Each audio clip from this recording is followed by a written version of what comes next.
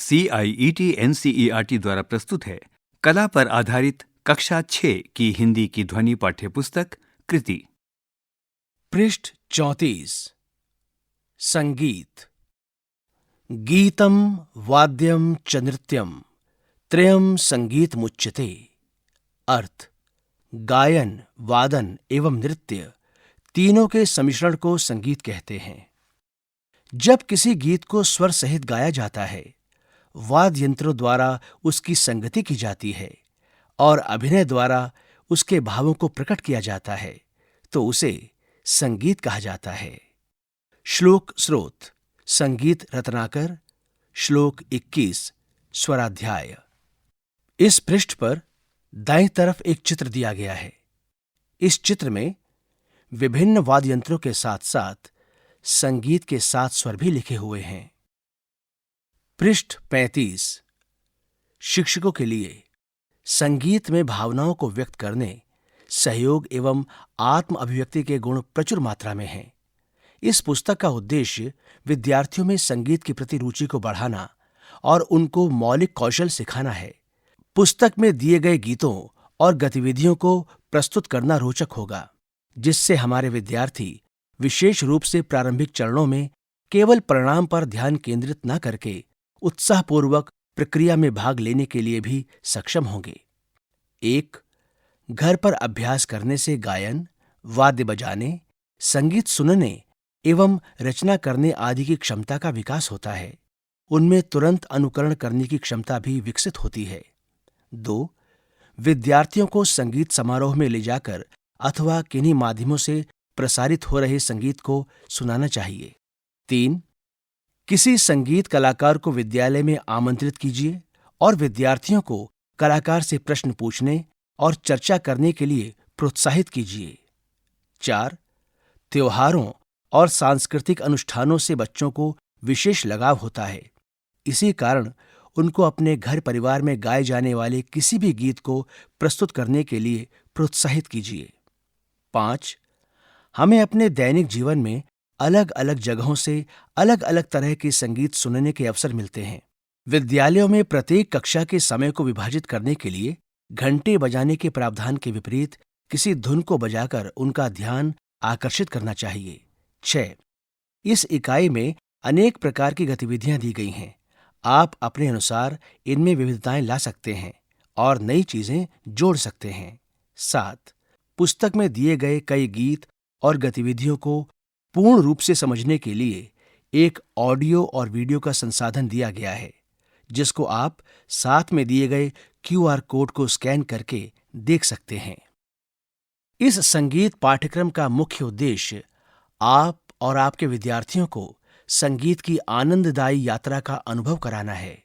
हमारा लक्ष्य है कि प्रत्येक बच्चे के अंदर संगीत के प्रति आजीवन प्रेम को जगा पाएं, ताकि भविष्य में वो एक अच्छे श्रोता बन सकें और अच्छे संगीत को सराहने की क्षमता उनमें उत्पन्न हो। इस तरह संगीत के इस प्रयोग को कक्षाओं के बाहर भी किया जा सकता है। कक्षा के लिए संसाधन: 1. कक्षा एक ऐसे स्थान पर होनी चाहिए जहां संगीत शिक्षा मनोरंजक और सुविधाजनक हो। विद्यार्थियों एवं शिक्षक दोनों को ही बैठने और साथ में गाने की सुविधा हो। भूमि पर बैठकर संगीत का अभ्यास करना सबसे श्रेष्ठ होता है। इससे बच्चों में बैठने का सही ढंग विकसित होता है और वो श्वास लेने की प्रक्रिया को समझ पाते हैं, जो योग से जुड़ा महत्वपूर्ण व्यायाम है। शिक्षक इस बैठक प्रक्रिया को किसी गीत के विषय के अनुसार बदल भी सकते हैं। इससे कक्षा में रोमांचकता और रचनात्मकता बढ़ेगी, जिससे विद्यार्थियों में भी विविधता के कौशल का विकास होगा। 2. कंप्यूटर के साथ इंटरनेट की व्यवस्था, तानपुरा और ऑडियो संसाधनों के लिए स्पीकर का प्रावधान होना चाहिए। 3. कक्षा में सरल वाद्ययंत्र बनाने की सामग्री की व्यवस्था होनी चाहिए। 4. विद्यालय में प्रदर्शन के लिए माइक्रोफोन, संगीत प्रस्तुतिकरण के लिए ध्वनि प्रणाली की व्यवस्था होनी चाहिए। 5. हारमोनियम, ढोलक, मंजीरा, शेकर्स अर्थात झुंझुना, तैम्बोरीन, माउथ ऑर्गन, तानपुरा, तबला इत्यादि जैसे वाद्य यंत्रों का प्रावधान होना चाहिए। 6. भारत का मानचित्र विद्यार्थियों को उन राज्यों का वो स्थान दिखाने के लिए उपयोगी सिद्ध होगा जहां से विभिन्न भाषाओं की विभिन्न रचनाएं सृजित और प्रचलित हुई हैं। पृष्ठ 36, अध्याय 6, संगीत एवं भाव।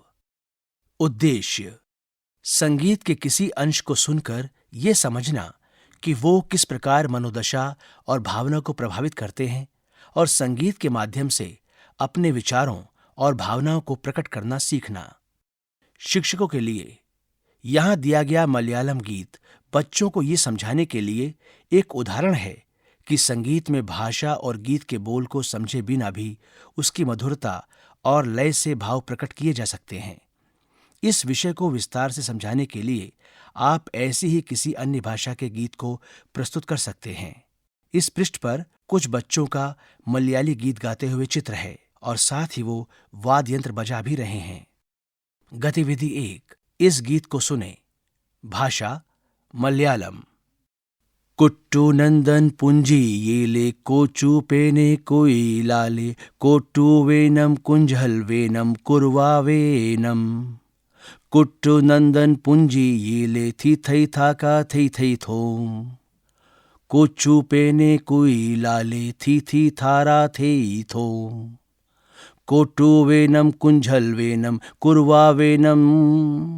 ओ थी थारा थी थई थाका थई थोम। थी थारा थी थई थाका थई थोम। थी थारा थी थई थाका थई थोम। वरावेल कनारो वेनम कोड़ी थोरा नंगल वेनम। विजय श्रीलाली थरई वरुण जंगल। ओ थी थारा थी थई थाका थई थोम। थी थारा थी थई थाका थई थोम। थी थारा थी थई थाका थई थोम। करुथा चिराकू वाचो थी थाका थई थोम। अरियन्ना किलिपोले थी थारा थई थोम। कृता चिराकू वेचोर अनन्या किलिपोले। कुथचू पायुम कुथिरा पोले। थी थारा थी थाका थई थोम। थी थारा थाका थई थोम। पृष्ठ 37, जो गीत बजाया गया उससे आप किन भावनाओं को जोड़ते हैं? आपके पास कोई ऐसा गीत है जो पुरानी यादें ताजा कर देता है? उस गीत को गाएं। उनके बोल अगर याद ना भी हों, क्या आप उनके मधुर स्वर को गुनगुना सकते हैं? गतिविधि 2, संगीत और हमारी स्मृति। संगीत में हमारे विचारों और भावनाओं को बदलने और प्रभावित करने की शक्ति होती है। संगीत सुनने व संगीत की रचना से हमें आनंद की अनुभूति होती है। कई बार मनुष्य किसी गीत को सुनकर पुरानी घटनाओं और उनसे जुड़े लोगों की यादों को ताजा कर सकते हैं। इसी को संगीत प्रेरित स्मृति कहते हैं। उन्हें गाएं। विज्ञापनों के साथ बजने वाले विभिन्न तरह के संगीत को सुनिए और इस पुस्तक या कंप्यूटर पर उनकी एक तालिका बनाएं। अपने माता पिता या घर के बड़ों से उनके बचपन के किसी प्रिय गीत के बारे में पूछें। वो इन गीतों से किन स्मृतियों को जोड़ते हैं? यहां दी गई सारणी में आपको याद आने वाला कोई ऐसा मधुर गीत लिखिए। एक त्योहार का गीत, रिक्त स्थान। पृष्ठ 38, गतिविधि 3, सुनिए और अनुभव कीजिए। प्रातः से सायंकाल तक हम विभिन्न प्रकार के संगीत से घिरे रहते हैं। प्रिय विद्यार्थियों, जब आप विभिन्न प्रकार की संगीत ध्वनियां सुनते हैं तो आपके मन में क्या भावनाएं आती हैं? उन पर विचार कीजिए। शहनाई, नागस्वरम, ढोल, डमरू, इडाइक्का की ध्वनि या किसी मधुर गीत की ध्वनि को याद कीजिए। इनकी मधुरता को सुनते समय आप क्या अनुभव करते हैं? क्या वो आपको प्रसन्न करते हैं, आपको नृत्य करने के लिए प्रेरित करते हैं, शांति की भावना पैदा करते हैं जिसका आप एकांत में आनंद लेना चाहते हैं, या क्या वो आपको साथ में गाने के लिए विवश करते हैं? इन मधुर ध्वनियों को सुनकर आपके जीवन में भाव आते हैं। उन्हें भावनाएं कहा जाता है। भावना सभी मनुष्यों में निहित एक प्राकृतिक गुण है। आइए कुछ वाद्य यंत्र सुनकर भी ऐसा ही अनुभव करें। इन सांगीतिक अंशों को सुनते समय आपको क्या अनुभव हुआ? अपनी भावनाएं लिखें। 1, रिक्त स्थान। 2 रिक्त स्थान, 3 रिक्त स्थान। इन सभी सांगीतिक अंशों को एक ही वाद्य यंत्र से बजाया गया है, वायलिन। इस पृष्ठ पर दाईं तरफ सबसे ऊपर वायलिन का एक चित्र है। जिस तरह आप अपने कंठ की ध्वनि से किसी भावना को अभिव्यक्त कर सकते हैं, जैसे कि खुशी, उदासी, प्रबल और मृदु, ठीक उसी प्रकार एक वाद्य यंत्र भी किसी भी भाव को अभिव्यक्त करने में सक्षम होता है। आपने वायलिन की ध्वनि को सुना। अब आप भारत में प्रचलित अन्य वाद्य यंत्रों को भी सुनने का प्रयास कीजिए। उदाहरण के लिए बांसुरी, सितार, शहनाई, तबला आदि, और इन सभी वाद्य यंत्रों की विशेष ध्वनि को समझने का प्रयास कीजिए और साथ ही ये भी समझें कि किस प्रकार भिन्न भिन्न ध्वनियों के माध्यम से भिन्न भिन्न भावनाओं का जन्म होता है। पृष्ठ 39। गतिविधि 4, संगीत का चित्रांकन। अभी तक हम ये समझ रहे थे कि संगीत का प्रत्येक अंश एक कहानी बताता है। अभी हम एक दूसरा प्रयोग करते हैं। संगीत के इस अंश को सुनिए और इसे अपनी कला के माध्यम से दर्शाएं।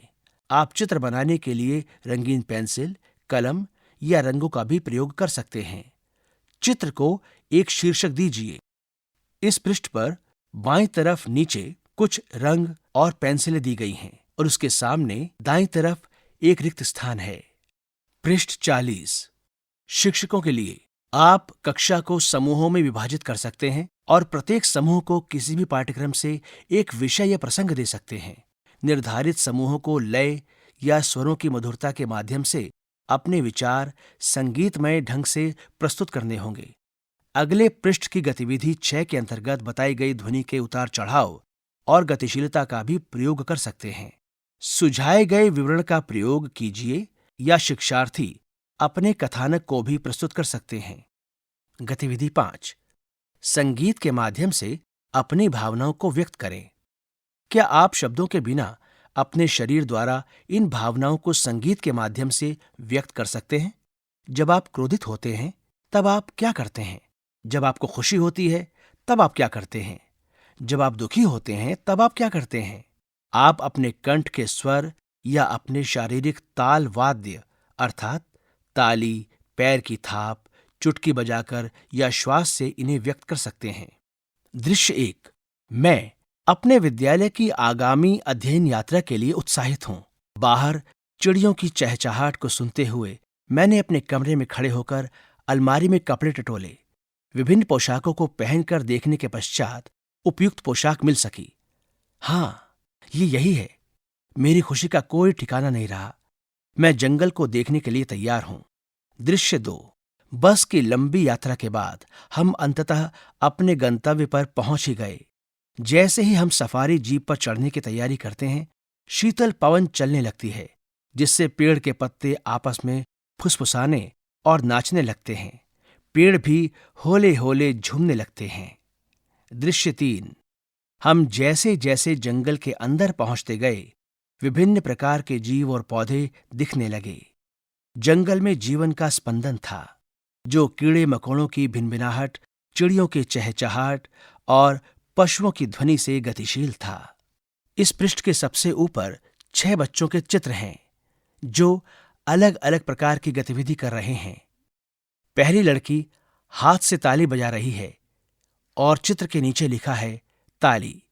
दूसरा बच्चा पैर की थाप दे रहा है और नीचे लिखा है पैर की थाप। तीसरा बच्चा टैप कर रहा है और उसके नीचे लिखा है टैप। चौथा बच्चा चुटकी बजा रहा है और उसके नीचे लिखा है चुटकी बजाना। पांचवी लड़की कुछ गुनगुना रही है और उसके नीचे लिखा है गुनगुनाना। और छठा लड़का सीटी बजा रहा है और उसके नीचे लिखा है सीटी बजाना। पृष्ठ 41, क्या आप जानते हैं पशुओं में भी हमारी तरह की भावनाएं होती हैं? क्या आपने कभी अनुभव किया है कि पशु पक्षी ध्वनि के माध्यम से एक दूसरे से संवाद करते हैं? पक्षी अपनी चहचहाट से आपस में बातचीत करते हैं। गंगा नदी में पाया जाने वाला भारत का राष्ट्रीय जलीय जीव सूंस अर्थात डॉल्फिन अंधी होती है और ये आपस में संवाद करने के लिए सीटी और चुटकी बजाने जैसी मिश्रित ध्वनियों का प्रयोग करती है। क्या आपने कभी देखा है कि जानवर ध्वनियों के माध्यम से अपनी भावनाओं को व्यक्त करते हैं? कुछ उदाहरण साझा कीजिए। यहां पर एक डॉल्फिन का चित्र है। विस्तारित गतिविधि। जातक कथा या पंचतंत्र से किसी क्षेत्रीय लोक कथा का वर्णन करें। कथा को संगीत या गीत का प्रयोग कर रोमांचक बनाएं ताकि कहानियों को जीवंत बनाया जा सके। गतिविधि 6। सांगीतिक तत्वों को जानें। ध्वनि का उतार चढ़ाव और गतिशीलता। क्या आपने कभी ध्यान दिया है कि आप अपनी प्रसन्नता, क्रोध या दुख को जताने के लिए कंठ स्वर से अलग अलग ध्वनि के उतार चढ़ाव व तीव्रता का प्रयोग करते हैं? ध्वनि के उतार चढ़ाव और गतिशीलता के माध्यम से हम अपने अंदर की भावनाओं को व्यक्त करते हैं। ध्वनि के उतार चढ़ाव और गतिशीलता से हमें संगीत में प्रयुक्त हुई तीव्रता या कोमलता के बारे में पता चलता है। लय। हमारे चारों ओर लय विद्यमान है। क्या आपने कभी देखा है कि आपके चलने की लय आपके दादा दादी से अलग है? संगीत में लय एक रूपरेखा के समान है जो गीत के साथ बजने वाले ताल को गति देती है। स्वर गीत। इस वीडियो को समझें और स्वर गीत को गाएं। ये गीत रागम शंकर भरणम अर्थात राग बिलावल पर आधारित है। गीत को गाते समय स्वर के उतार चढ़ाव की भिन्नता पर ध्यान दीजिए। लय बनाए रखने के लिए अपने हाथों का प्रयोग कीजिए। यहां पर 2 वाद्य यंत्रों के चित्र हैं। पहला चित्र नक्कारे का है, दूसरा चित्र घुमट का है। ऊपर दिए गए वाद्य यंत्रों की तारता भिन्न है। नक्कारा की ध्वनि तीव्र होती है, वहीं घुमट की प्रतिध्वनि मंद होती है। पृष्ठ 42। क्या आप जानते हैं 7 स्वरों में केवल 5 स्वरों का रूपांतर संभव है। सा और प के भिन्न प्रकार न होने के कारण इन्हें अचल स्वर कहा जाता है और शेष 5 स्वर रे, ग, म, ध, नि को चल स्वर कहते हैं, जिनके 2-2 प्रकार होते हैं। स्वरों का उच्चारण हिंदुस्तानी और कर्नाटक संगीत में। यहां पर एक तालिका दी गई है। इस तालिका के 3 भाग हैं। पहले भाग में स्वर हैं और दूसरे भाग में सबसे ऊपर लिखा है हिंदुस्तानी और उसके आगे तीसरे भाग में लिखा है कर्नाटक। अब हम इस तालिका को समझते हैं। स्वर सा, हिंदुस्तानी संगीत में उच्चारण सा, कर्नाटक संगीत में उच्चारण सा। स्वर रे, हिंदुस्तानी संगीत में उच्चारण रे, कर्नाटक संगीत में उच्चारण री। स्वर ग, हिंदुस्तानी संगीत में उच्चारण ग, कर्नाटक संगीत में उच्चारण ग। स्वर म, हिंदुस्तानी संगीत में उच्चारण म, कर्नाटक संगीत में उच्चारण म। स्वर प, हिंदुस्तानी संगीत में उच्चारण प, कर्नाटक संगीत में उच्चारण प। स्वर ध, हिंदुस्तानी संगीत में उच्चारण ध, कर्नाटक संगीत में उच्चारण द। स्वर नी, हिंदुस्तानी संगीत में उच्चारण नी, कर्नाटक संगीत में उच्चारण नी। आइए जानते हैं कर्नाटक और हिंदुस्तानी संगीत शैलियों में गाए जाने वाले 12 स्वरों के नाम। यहां पर एक तालिका है। पहली तालिका में लिखा है हिंदुस्तानी संगीत और दूसरी तालिका में लिखा है कर्नाटक संगीत। आइए पहले हिंदुस्तानी संगीत की तालिका को समझें। सा षड्ज, रे ऋषभ, कोमल ऋषभ, शुद्ध ऋषभ। ग गंधार, कोमल गंधार, शुद्ध गंधार। म मध्यम, शुद्ध मध्यम, तीव्र मध्यम। प पंचम। ध धैवत, कोमल धैवत, शुद्ध धैवत। नी निषाद, कोमल निषाद, शुद्ध निषाद। आइए अब हम कर्नाटक संगीत की तालिका को समझें। सा षड्जम, री ऋषभम, शुद्ध ऋषभम, चतुश्रुति ऋषभम। ग गंधारम, साधारण गंधारम, अंतरा गंधारम। म मध्यमम, शुद्ध मध्यमम, प्रति मध्यमम। प पंचामम, द दैवतम, शुद्ध दैवतम, चतुश्रुति दैवतम, निषाधम, कैसिकी निषाधम, काकली निषाधम। फिल्म संगीत, भजन, क्षेत्रीय गीत, लोक संगीत, वाद्य यंत्र से निकलने वाली स्वरों की मधुरता, ये सभी संगीत के स्वर सा, रे, ग, म, प, ध, नी के संयोजन से बनते हैं। भारतीय संगीत में कई शैलियां विद्यमान हैं, जिनमें शास्त्रीय संगीत जैसे हिंदुस्तानी और कर्नाटक संगीत के साथ साथ लोक, उपशास्त्रीय, भक्ति, देशभक्ति और फिल्म संगीत भी सम्मिलित हैं। पृष्ठ 43। क्या आप जानते हैं, एम.एस. सुब्बुलक्ष्मी एक विख्यात और प्रेरक कालजयी कर्नाटक गायिका रही हैं। वो पहली संगीतकार थीं जिनको भारत सरकार ने भारत रत्न की उपाधि से सम्मानित किया था। कर्नाटक संगीत के अतिरिक्त उन्होंने कई भजन और संस्कृत श्लोक भी गाए। उनमें से हरि तुम हरो और वैष्णव जन तो गांधी जी के प्रिय भजन थे। वो अपनी मौलिक, सादगी भरी और शुद्ध गायकी के लिए जानी जाती हैं। वो अपने जादुई कंठ स्वरों के साथ आजीवन गाती रहीं, जिनमें सदैव भक्ति का स्रोत मिलता था। इस पृष्ठ के बाईं तरफ विख्यात सुप्रसिद्ध कर्नाटक गायिका एम.एस. सुब्बुलक्ष्मी का एक चित्र है। गतिविधि 7। कंठ अभ्यास। यहां दिए गए स्वरों के प्रतिमान को अलंकार या सरगम कहते हैं। अलंकार का अर्थ होता है सज्जा या आभूषण।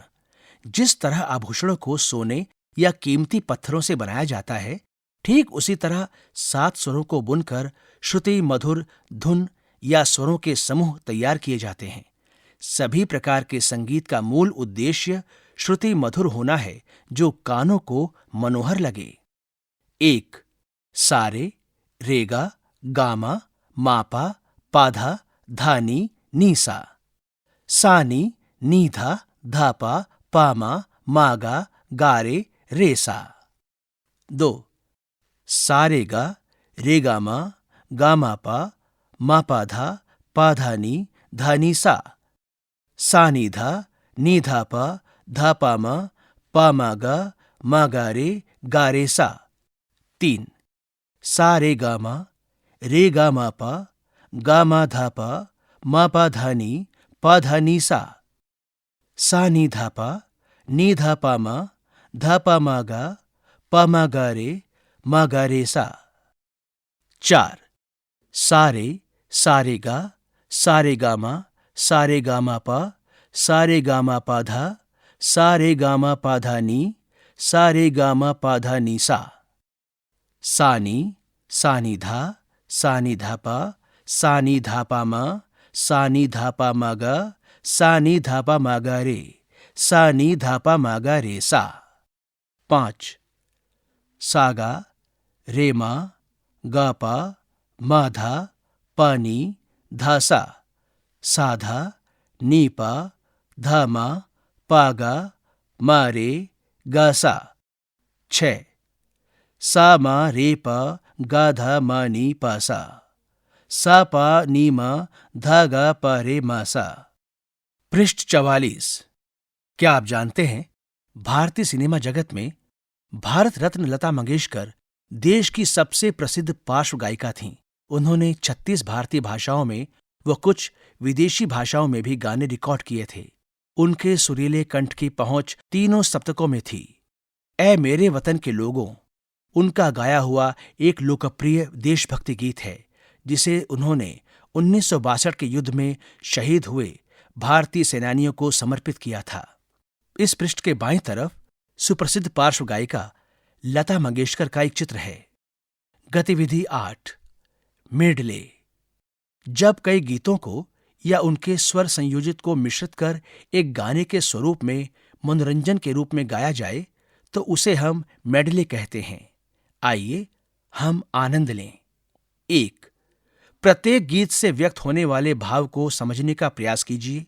चाहे आप उनकी भाषा को ना समझें, किंतु क्या आप उनकी सांगीतिक विशेषताओं के माध्यम से भावों को समझ पा रहे हैं? 2. इन अंशों की लय को सुनकर आपके मन में क्या विचार आते हैं? 3. इन गीतों की सांगीतिक विशेषताओं को पहचानें। यहाँ पर थविल, पुंगी, चिमटा, गिटार आदि वाद्य यंत्रों के चित्र हैं और उनके नीचे लिखा है थविल, पुंगी, चिमटा, गिटार आदि के साथ गाना गाया जा सकता है। आइए एक मेडले गाना सीखें। मेडले या उसमें प्रयोग किए गए कुछ गीतों को याद करें। कक्षा को समूहों में विभाजित किया जा सकता है। प्रत्येक समूह इस मेडले का एक अंश प्रस्तुत कर सकता है। भारत के विभिन्न क्षेत्रों के उत्साहपूर्ण गीतों को चुनकर इस मेडले को बुना गया है। खुशी से झूमें और गाते समय लय को दर्शाएं। यहाँ पर एक बच्चे का मेडले गाते हुए चित्र है और उस चित्र के नीचे लिखा है किसी भी मेडले को कराओके के साथ गाना सीखें। पृष्ठ 45। गतिविधि 9। आइए स्वरों की मधुरता और लय का खेल खेलें। उल्लेखित उद्देश्यों की पूर्ति हेतु इन खेलों को बनाया गया है। शिक्षक स्वयं सोच विचार कर तैयार किए गए खेल भी प्रस्तुत कर सकते हैं, जिससे कि बच्चों को स्थानीय सांगीतिक संस्कृति का बोध कराया जा सके। गतिविधि 1। कंठ स्वर को पहचानें, अर्थात सुर, बनावट, शैली।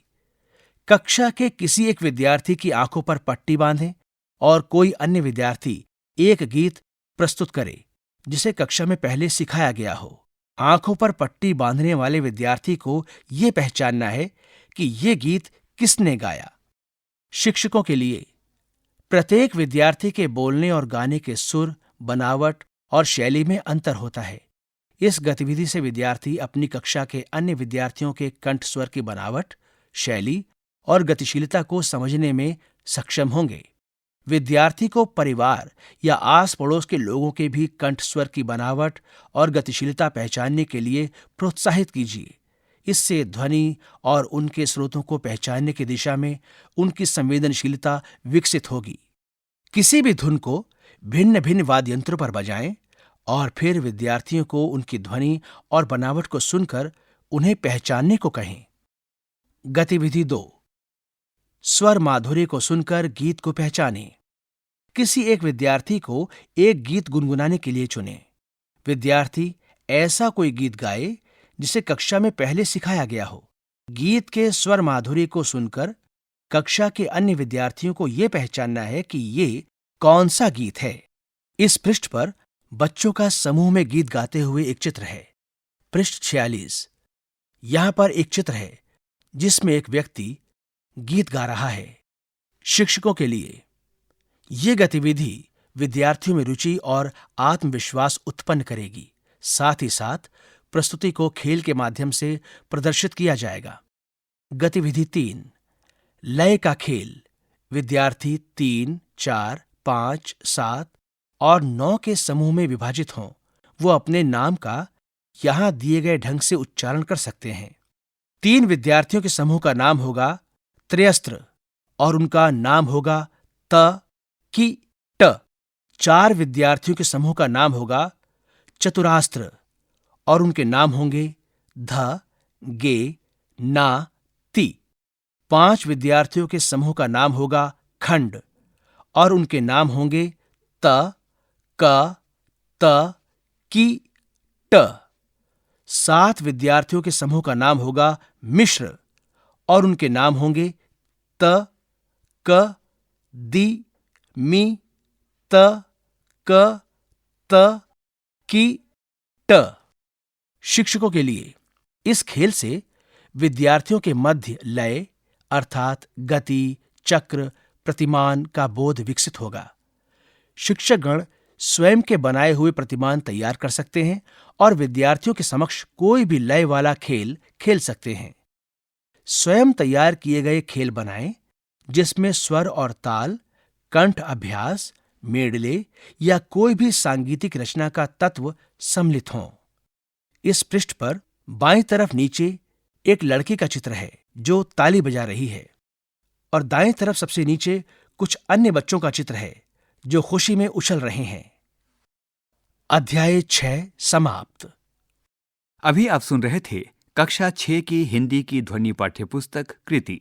वाचन स्वर प्रवीण शर्मा, ध्वनियांकन मंजू कुमारी, निर्माण सहयोग अरशद अहमद, निर्देशन तथा निर्माण विमलेश चौधरी।